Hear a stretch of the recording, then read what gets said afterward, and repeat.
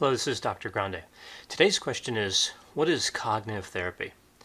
So when we refer to cognitive therapy, we're really talking about a type of cognitive behavioral therapy developed by Aaron Beck.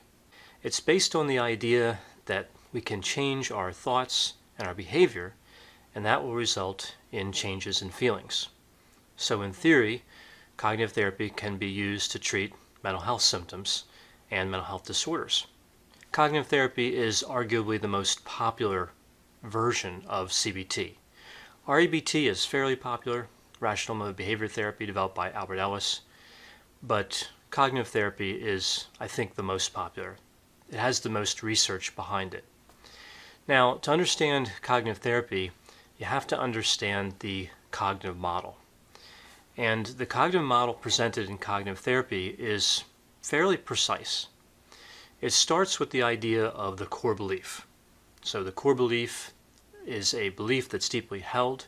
It's usually relatively simple. It's a basic belief, and it's formed through childhood experiences. Most core beliefs are positive, but in the model of cognitive therapy, the types of core beliefs that lead to problems are usually negative. When we have core beliefs, these automatically generate intermediate beliefs.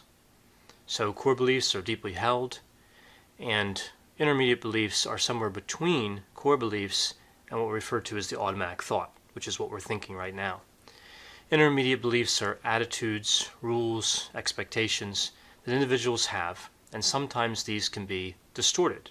If the core belief is inaccurate, the intermediate belief will be inaccurate. Intermediate beliefs are carried around by individuals, and when they encounter stressors, life events that are stressful, automatic thoughts come into existence. And these are thoughts that just pop into somebody's mind, and again, most automatic thoughts are helpful and positive, but the ones that are based on negative core beliefs and intermediate beliefs are negative. And these lead to reactions. These are affective reactions, behavioral, cognitive, and physiological reactions. Sometimes these reactions can become another stressful event combined with another intermediate belief or the same one and result in an automatic thought, and this chain just continues, this cycle continues. In cognitive therapy, there is this idea of the cognitive triad, and this says that a lot of mental health symptoms come into being because people have distorted views of themselves, of others, and of the world. So that's the cognitive triad: self, others, and world. Also, cognitive distortions are a fairly large part of cognitive therapy. Cognitive distortions are consistent errors in thinking. So when we look at a lot of different intermediate beliefs, in particular in automatic thoughts, we can see a pattern arise. So there's specific thoughts that occur and specific beliefs that were there before the thoughts. But we can see this pattern, and a lot of times we'll see these errors in thinking that tend to reoccur. That's a cognitive distortion. Another element of cognitive therapy is the schema. And this is really a filter, and it's how people see themselves, others, and the world, the cognitive triad. So the idea of the schema is, most of the time, it filters information in a way that's helpful, but sometimes it filters information in a distorted way. So this is where we get cognitive distortions. So the idea of the schema is central to cognitive therapy. Now, there are a number of techniques in cognitive therapy. It's a highly structured, well-developed, precise therapy. There's a lot of information out there about cognitive therapy. The Therapeutic Alliance is probably one of the largest components of cognitive therapy. We can think of the Therapeutic Alliance as fairly similar to the one we would see with person-centered therapy, with Rogerian therapy. Identifying automatic thoughts is a technique in cognitive therapy. Evaluating evidence to see if someone's beliefs are really rational. Another technique is self-talk. And in cognitive therapy, this is referred to as the adaptive response. And the adaptive response fits into the cognitive model in cognitive therapy. It's between the automatic thought and the reaction.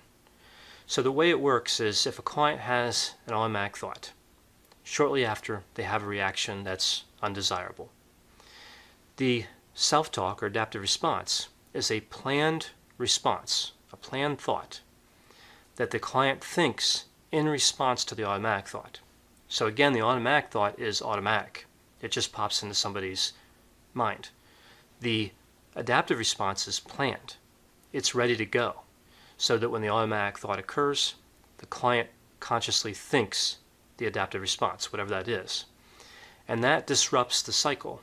That changes, especially over time in theory, that would change the reaction. So the adaptive response or self-talk is really a key technique in cognitive therapy. We also see challenging core beliefs. This is a technique in cognitive therapy, although this isn't a technique we see a lot. The core beliefs are considered to be, again, fairly deeply held. So it's considered worthwhile to challenge core beliefs, but if there's no success there, then the therapy moves back to looking at identifying the automatic thoughts. It centers more on the automatic thoughts, the stressors, and the intermediate beliefs than it does on trying to directly challenge core beliefs. As I mentioned, though, sometimes challenging core beliefs can be successful, so it's thought of as worth trying, it just doesn't always work. Other techniques include identifying cognitive distortions, problem solving, behavioral experiments, so there's a behavioral component to cognitive therapy, acceptance, and homework. So as I mentioned, there are a large number of techniques in cognitive therapy, more than I listed here. It's a refined model. There's a lot of information about it. It's an interesting theory. So cognitive therapy is used to treat a wide range of mental health disorders. We usually think of it as being used for depressive disorders and anxiety disorders, but there are other disorders it's used for as well. And as I mentioned, it's probably the most popular type of cognitive behavioral therapy. And really, it could be considered one of the most popular therapeutic modalities of all, even outside of just the cognitive behavioral therapy modalities. I hope you found this description of cognitive therapy to be interesting. Thanks for watching.